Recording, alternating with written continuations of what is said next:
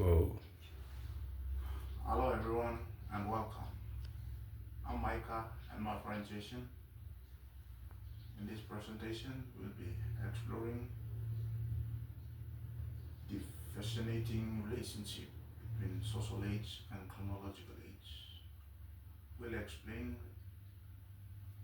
what each term means, the chronological age and social age, and how they differ, and how these differences can impact our lives and interactions with the others. Age as just a number, but in truth, it represents more than the simple count of years a person has lived.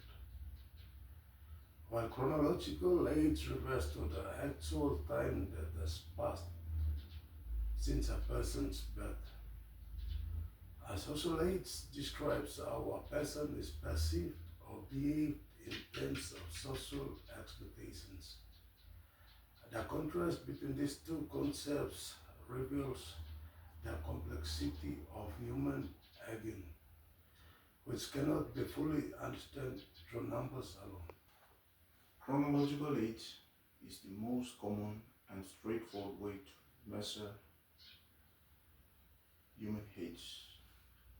It is used to determine eligibility for schools, enrollment, retirement, voting, or driving. It is a precise, quantifiable measurement that aligns with calendars and official records.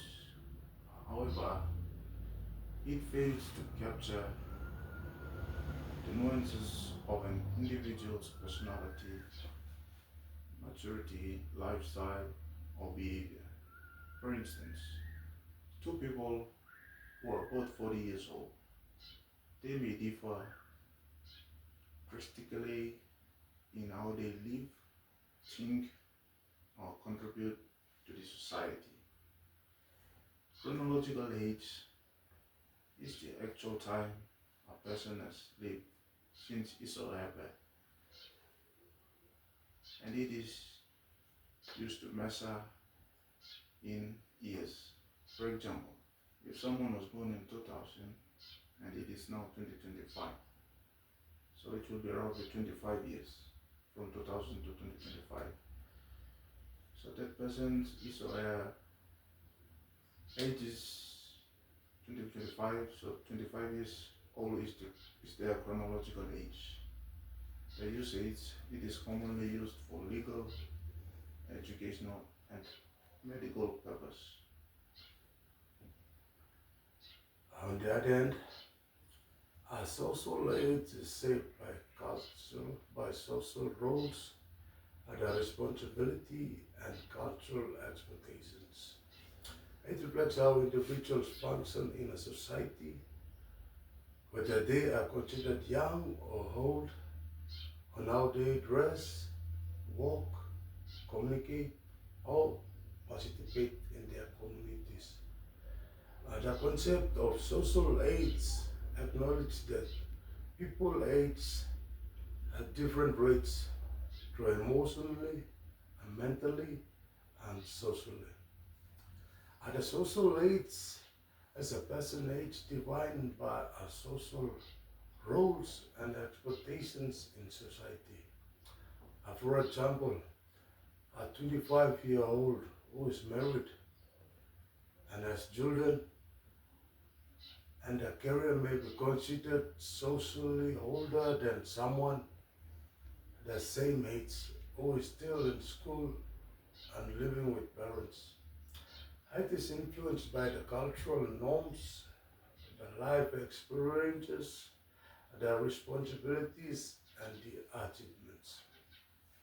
Okay, for us, the teachers in Papua New Guinea, our roles and responsibility is to recognize those students of the same chronological age may behave very differently due to differences in social maturity.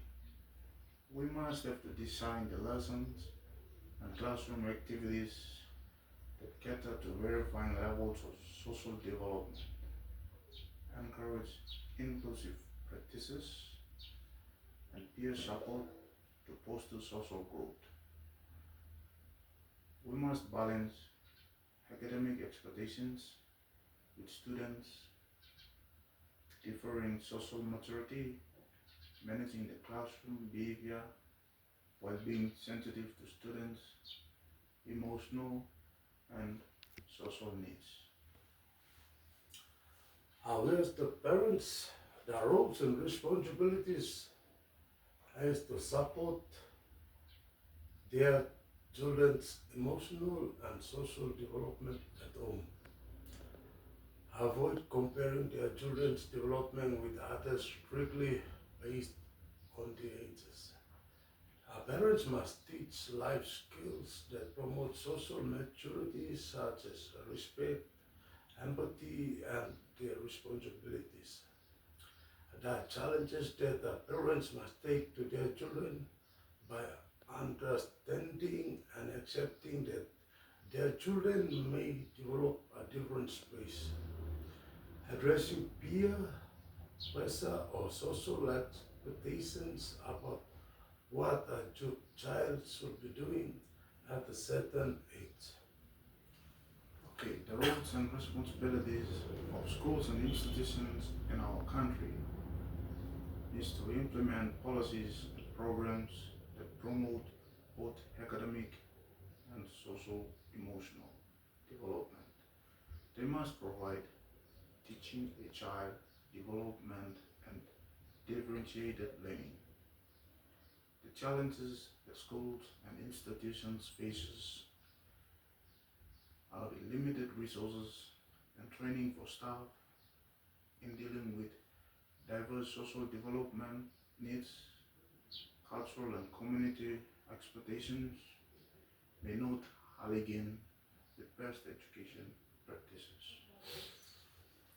Regarding to the Papua New Guinea context, reinventing our diversity in culture, community expectations, and the access influence how social and chronological ages are perceived and handled. For example, a 10-year-old in a remote village might have social maturity, helping with gardening, cooking, or caring for siblings compared to a peer in urban areas. However, the same child may struggle academically if they start school late due to access issues. Whereas teachers must understand and provide support accordingly. In some Papua New Guinea communities, girls may be expected to take on adult responsibilities at younger ages. Their social maturity may be advanced, but this can conflict with school expectations. Parents and school must work together to ensure girls are supported both at home and in school. Social age, on the other hand, is more subjective and varies across cultures and societies. It encompasses the roles and expectations a society holds for individuals at different stages of life. Factors such as cultural backgrounds, gender roles, socioeconomic status, they can significantly influence social age.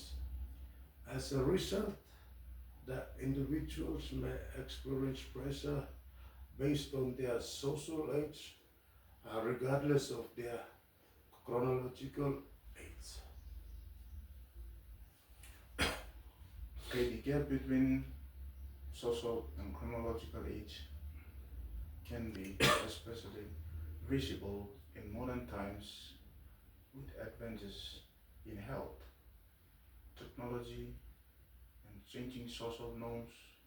People are living longer, working beyond traditional retirement age, and remaining active in social spheres well into old age. Chronological age is straightforward and objective. It is determined by the date of birth in a person's life. This type of age is crucial for legal purposes such as driving or drinking alcohol. It also serves as a reference point in various educational and developmental phases. For instance, children are expected to start school around the age of 5. As we all know, when they come up to the age of 4 to 5, we used to start go to schools, so as our friends little back at home. While many people are expected to retire in their 60s. However, chronological age does not experience capabilities and social interactions, which leads us to the concept of social age. To conclude, chronological age offers a fixed point in time. A social age is influenced by personal choices like cultural background and social roles. Understanding the difference between social and chronological age helps adults in Papua New Guinea and elsewhere support their children more effectively. By considering cultural context and individual maturity, our teachers, our parents, and the schools can better guide children to their holistic developments. Okay, this brings us to the end of our presentation regarding the topic on social age and chronological age. Thank you everyone for watching.